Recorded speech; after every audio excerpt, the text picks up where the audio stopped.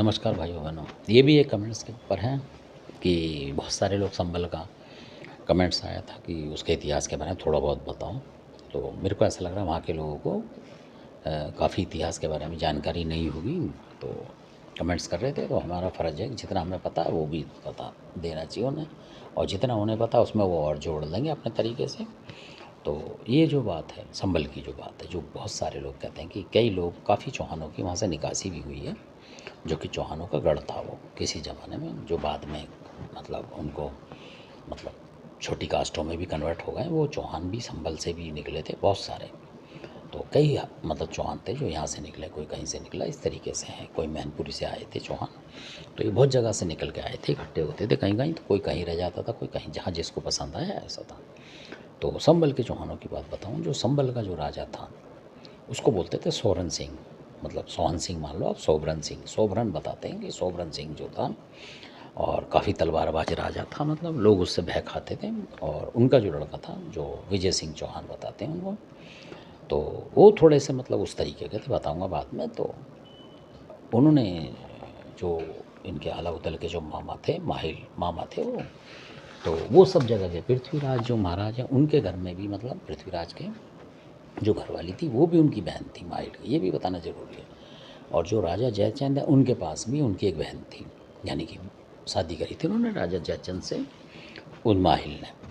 तो इस तरीके से वो सारे बच्चों के मामा माने जाते थे उस तरीके से, और सबसे ही लड़ाई कराते थे। और जो राजा परमार हैं अलाउद्दीन के, जो मतलब मालिक कह लो, अब राजा कह लो, जिनके यहाँ सामंत थे ये, सेनापति थे, उनकी जो महारानी थी, जो मलना थी, उनका भी जो भाई ये माहिली है, मतलब तीनों जगह तो शादी हुई थी इनकी। तो पृथ्वीराज के साथ ये खुश रहते थे, क्योंकि वो ऊंचे वर्ण के राजा माने जाते थे। मतलब पृथ्वीराज जो हैं चौहान थे तो बहुत माने जाते थे, और ऐसे ही जयचंद माने जाते थे। तो इस तरीके से कनौरी राय बोलते थे उनको, कन्नौज से, तो उनको भी माना जाता था। पर जो परमार राजा हैं इनको वो माहिल थोड़ा सा चिढ़ते थे उनसे, क्योंकि वो जो थे आलाउद्दल के उसमें रहते थे, मतलब एक समझ लो आप, क्योंकि तलवार की धार उन्हीं की चलती थी, आलाउद्दल या उनके जो पिताजी वगैरह थे, जसराज बसराज। तो इसलिए वो चिढ़ता था कि एक बहुत बड़ा राजपूत आदमी और इनके कब्जे में चल रहा है, मतलब ऐसा होता है। तो इस वजह से वो चिढ़ता था कि परमार से हमने गलत शादी कर दी, मतलब, और ये तो जो नौकर हैं मतलब वहाँ के, उनके कब्जे में चल रहा है देश, ऐसे होता है। जैसे बोलते हैं बहुत से कि भाई वहाँ का राजा ही को नहीं चला पा रहा पूरी तरीके से। तो तलवारबाजी में वही थे, बसराज जसराज, उन्होंने ही राज चलाया था वो महोबे में, नहीं तो बहुत कमज़ोर था उस टाइम पे। तो परमार राजा बहुत सीधे राजा थे, मतलब इतने ज़्यादा वो नहीं थे, मतलब जैसे युद्ध कौशल में, जो कि बाद में जसराज बसराज जो अदलाउदल के पिताजी थे वो ज़्यादा थे। तो ये भी बताना जरूरी, जब वो महोबे में आए थे तो उनसे पूछा गया था कि आपकी मतलब जो कास्ट क्या है, जो कि आलाखंड कहता है, मैं नहीं कहता हूँ इस बात को, आलाखंड में पूछा था। तो शायद उनके जो माँ बाप थे पहले ही मर गए होंगे, मतलब अब उनके बचपन में ही ऐसा महसूस होता, उनकी जो वाणी बोलते हैं। तो उन्होंने बोला कि जी हमें तो गांव से बाहर रखते थे, ऐसा बोला उन्होंने। कि जो राजा था जहाँ का, बक्सर का, उन्होंने बोला, बाकायदा उसमें लिखा है कि बक्सर के राजा था, हम मतलब राजा का काम करते थे, जो भी होता होगा, लड़ाई झगड़े में कहीं भी भेजते होंगे राजा, तो किसी को भी लड़ाते थे राजा। तो इसी तरीके से कुछ काम करते होंगे, मतलब।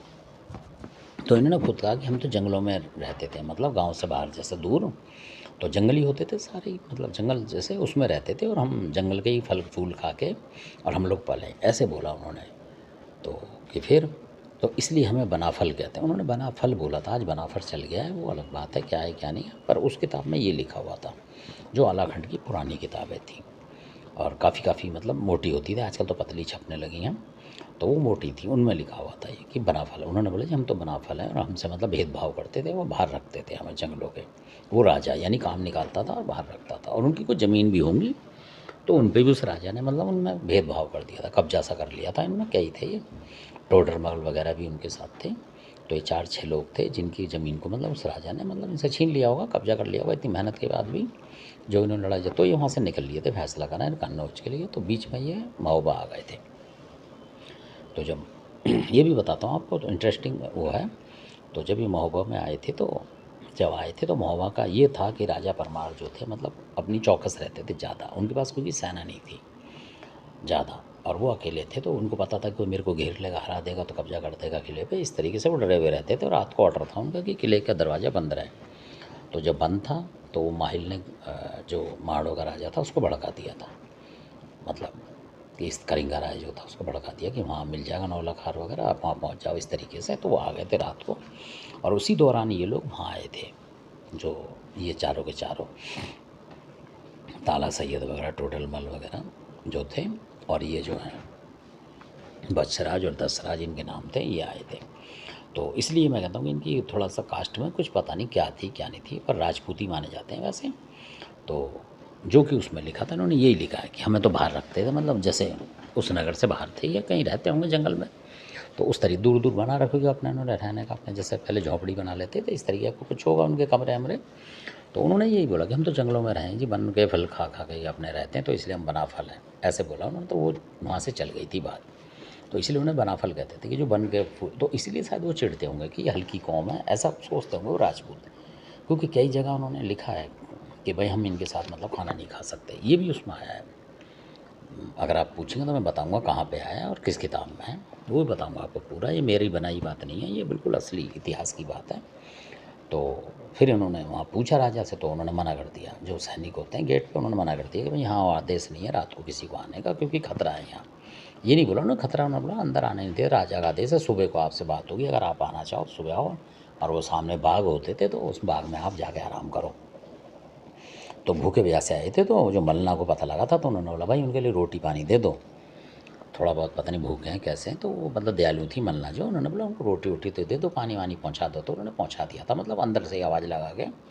वो जो एक मतलब तिखाल बताई उन्होंने, मोखला टाइप का, मतलब जैसे एक होता है, उसके अंदर से ही रोटी दी थी, गेट नहीं खोला था उन्होंने। तो उसके अंदर से पहले होता था छोटा गेट, एक मतलब जैसे एक खिड़की टाइप, जैसे टिकट खिड़की होती है रेलवे भी, इस तरीके की टिकट मान लो खिड़की थी, उसमें से उन्होंने जो संतरी थे उन्होंने दे दिया सिपाहियों ने, खाना आना दे, तो वो खा के पी के वहाँ सो गए। तो जब कड़ंगा राज ने हमला करा गेट को तोड़ने के लिए अपने हाथियों से, तो जब उन्हें आँख खुली कि ये शोर कैसे मच रहा है इसके लिए, तो उनको लगा कि हमला हो गया, तो वो गए वहाँ। तो उनसे बोला, तो वो मतलब हमला हो गया, तो वो समझ गए। तब उन्होंने बोला ताला सैयद ने और जसराज बच्छराज ने और टोडरमल ने कहा कि भाई हमें क्या लेना है इनका झगड़ा, हमें क्या जाना, हम तो सुबह रह रहे हैं और सुबह को चले जाएंगे हम तो। अब उन्होंने बोला ताला सैयद ने, बहुत कमाल की बात थी जसराज बच्छराज ने, कि भैया हमने उनकी रोटी खाई है आज, नमक खा लिया हमने उनका, तो नमक हरामी नहीं करेंगे यहाँ से। उसने सोने को जगह दे दी और रोटी पानी दिया है। तो पहले लोग नमक की बहुत लाज रखते थे, तो उन्होंने कहा हम हटेंगे नहीं भाई, या तो मारेंगे या मारेंगे इनको, पर उस राजा पे हमला नहीं होने देंगे जिसकी बेचारी रानी ने हमारे लिए नमक दे दिया हमें, मतलब तो उसका नमक खा चुके हैं, अब शरीर में आ गया है, तो इसलिए अब गद्दारी नहीं करेंगे कि हम ऐसे भाग जाएँ यहाँ से छोड़कर राजा को हारने दें।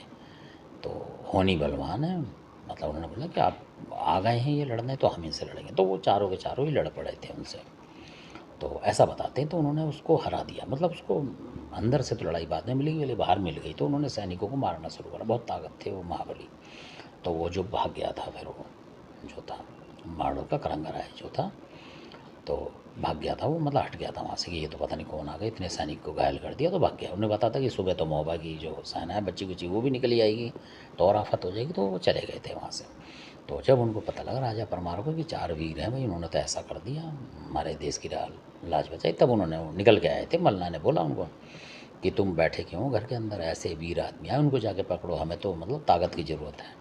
तो मल्ला ही समझाती थी उनको राजा को, कि जो ज्ञान देती थी वही देती थी ज़्यादातर। तो वो गए फिर राजा उनके कहने से, और मल्ला भी गई कि उनको बुलाया, भाई बना के उनको अंदर बुलाया कि आपके जो भी जायदाद चाहिए आप महोबे में रहो और यहाँ राज करो, मतलब और देखभाल करो, आपने बहुत अच्छा कराया हमारे साथ, ये है वो एहसान मानते हैं हम आपका, इस तरीके से उनको रख लिया था। तो फिर वो सिपाही बन गए थे वहाँ के, तो इसलिए वो एहसान मानते चले गए, उनके बच्चे भी। तो ऐसे लोग होते थे पहले कि जिसका खाना खा लिया, रोटी खा ली, आज के मनुष्य की तरह नहीं, जिसका खा रहे हैं उसको ही थाली में छेद कर रहे हैं, वो ऐसे लोग थे।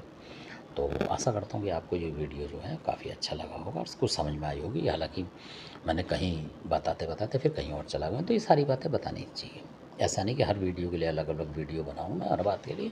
तो ये सारी चीज़ें हैं, तो इतने मतलब इस तरीके से बातें हैं। और धन्यवाद, आपने वीडियो देखा, अच्छा लगता है सब्सक्राइब करें, शेयर करें, लाइक करें, धन्यवाद आपका।